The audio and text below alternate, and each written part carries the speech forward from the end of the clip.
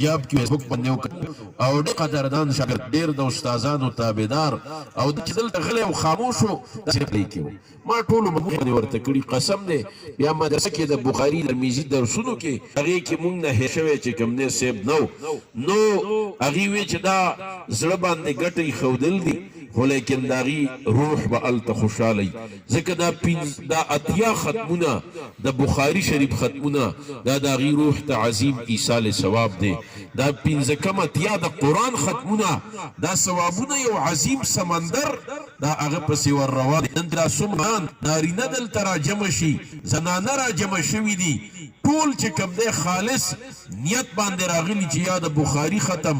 یا د قرآن ختم د دعا د قبولیت مجلسونه دي موږ د خپلې مدرسې بنیاد ایښوده نو چې کله هغه کودالم والا او اول ځلم پروګرام کو نو بس دا